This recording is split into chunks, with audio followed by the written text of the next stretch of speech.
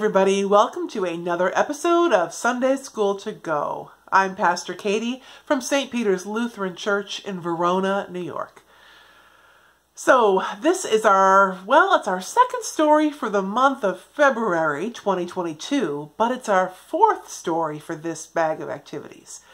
We've kind of combined January and February together in the same bag, so you've got all kinds of stuff, all kinds of activities for you to do, and all kinds of stories.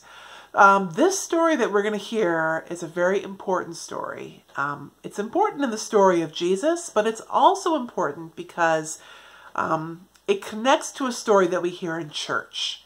And it's called the Transfiguration. That's the name of the story. And but it connects to a Sunday, a special Sunday that's called Transfiguration Sunday. When we hear this story, and the reason this story is so special is because it's the last story we hear before we start the season of Lent. And Lent is this season that's 40 days long, 40 days long.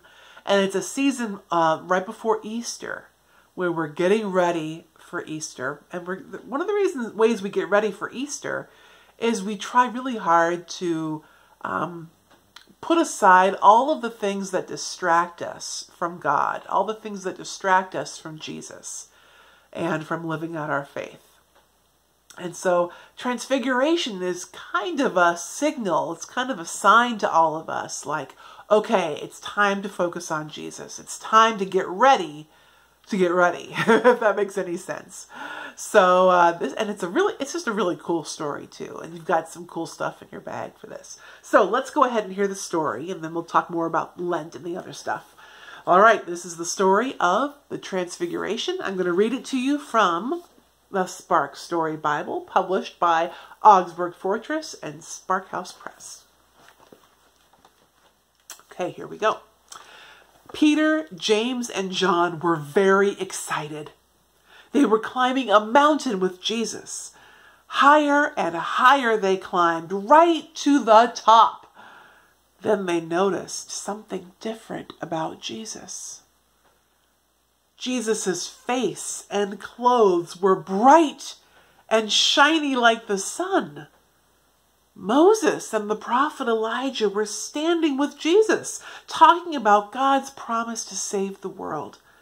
Peter couldn't believe his eyes. Suddenly, a cloud covered the mountain. A voice said, "This is my son. Listen to him." The voice was God. Peter, James, and John covered their faces. Then Jesus touched them. They peeked up, and everything was the same as it had been before, even Jesus. On the way back down the mountain, Jesus, Peter, James, and John talked about God's promise, but they didn't tell anyone else what happened on the mountain for a long time. The end. I know it's a short little story here, but you can see, I love the pictures here. Here we see Peter and James and John, and you can tell they're like, "Oh, it's so bright. Oh, I can't see." You know, if you're looking at the sun, oh, don't look at the sun because you could actually hurt your eyes that way. But when you see something that bright, it's like, oh, I can't see. And then here, this is a picture of what it might have looked like. See, look at that. So one is Jesus, and one is Moses, and one is Elijah. And it's so bright and light and shiny that you can't even see them. It's just like, whoa! Yeah. Now, if you're wondering who Moses and Elijah are really important people in the Old Testament, in the first part of the Bible. And clearly they must have known Jesus, like they were hanging out with him, and they were all kind of in the same boat there. But this is one of the first times where they start to realize just how special and important Jesus really is. And it really is this time to focus on Jesus, time to really look at him if you can, time to try and really just look at him and really focus on him. There's a question here too, which I think is kind of cool. And it puts you in the story. It says, look at a cloud in the sky. Imagine hearing God's voice coming from that cloud. What is God saying to you? Wow, that could be pretty profound. Or it could be, oh, who knows what God might be saying to you in the cloud. But clouds, I mean, clouds are kind of special, right? Clouds can, I don't know, you could go into all kinds of things about clouds here too, but sometimes they are bright, sometimes they hide the brightness, right? Clouds are kind of like, when you can't see clearly, right? It's almost like they got a really quick flash of seeing clearly, and then this cloud swept in, and all they could do was hear. All they could do was listen. Oh. So, it's a great story, but it's one of those stories that kind of makes us wonder. It kind of makes us think about, who is Jesus? What's going on here? It's almost like they get a little glimpse, but they don't know the whole story yet, right? Because they don't know the full thing about Jesus, but they will, but they don't quite know it yet. So the cloud's like hiding that. Anyway, you've got all kinds of cool stuff in here to do.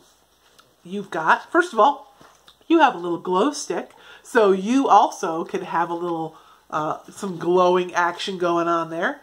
Oh, you have the instruction sheet here, very important, because you do have a little paper craft where you can use this folded sheet of paper, this kind of thicker paper here, and you can use that to create, it's basically you'll have on the front, you'll have like a picture cut in half.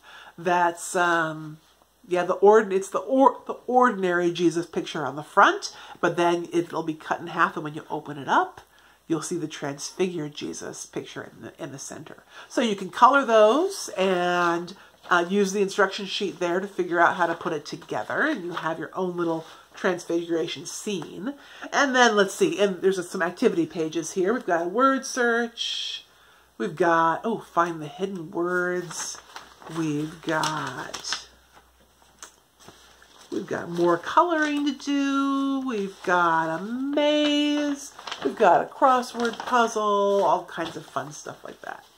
So you can do that, and while you're doing those activities, you can think about the story, think about what it might have looked like, or how you might have felt, if you heard God's voice speaking to you from a cloud, or if you saw Jesus. I mean, if you had that kind of experience, what would you be thinking? Or would you be like, get me out of here, this is scary? Who knows? Maybe you do that, maybe not. All right, and now, bonus item, because Transfiguration is kind of the last thing we hear, the last story we hear before we go into Lent. I said this earlier, that season of getting ready for Easter. And so in your bag, you have a special thing for Lent. You have this Lenten calendar here. And it's kind of a funny calendar. It doesn't have the days of the month on it. It does have the days of the week up here, Sunday, Monday, Tuesday, and so on. And then here, it starts here with Ash Wednesday. And Ash Wednesday is the first day of Lent. That's why it says 1 right there. But on the calendar, on our calendar, Ash Wednesday this year is Wednesday, March 2nd. Okay, so it says 1 right here, but on the regular calendar, the non-church calendar, it's going to say 2, because it's going to be March 2nd, March 2nd, right? So when you get to March 2nd, when you get to Ash Wednesday, each one of these things is actually a scratch. I don't want to be careful to not scratch it off. It's actually something you can scratch off, and underneath it you will see some kind of activity to do for Lent. That's why it says Lenten activity there. Each one has a little like a little plastic stylus on the back for you to scratch off each thing with. And I might be tempting to scratch them all off at once. It's not a bad thing if you do that, but it's a lot more fun if you do it one day at a time. That's how it's supposed to work. So every day you can scratch one off and see what the activity is for that day. And that way, all the way through, we will be counting down all the way through. You can see Sundays are not included. See how it goes 4 and then Sunday. You skip Sunday and then go to 5. It looks like they've got a scratch off thing for Sunday, so you can do that. Yeah, go ahead and scratch that off, and maybe it's something different under there. But traditionally, 40 days of Lent does not include Sundays. But you can see at the end here, it says Maundy Thursday, Good Friday, the last day. The last day is also Holy Saturday. It's also when we have Easter Vigil. And those are the last days before Easter. And that way, you will, by the very end, it will be Easter. It's like it's kind of like an Advent calendar, except instead of counting down to Christmas, you're counting down to Easter. So, there you go. I kind of wish I had one. It looks like a lot of fun.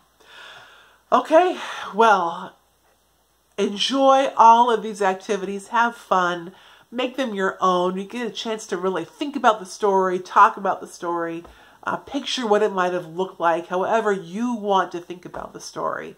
You get to do that. And you also get to get ready for Lent. Now, we will have some stories coming up for you in March, which all of March is in the middle of Lent. But we will have some more stories coming out for you for March and April and May. So, stay tuned for more. But this is the last one for this cluster of activities. And thank you so much. Have fun, kids. And we'll see you next time for our next episode of Sunday School to Go. Bye.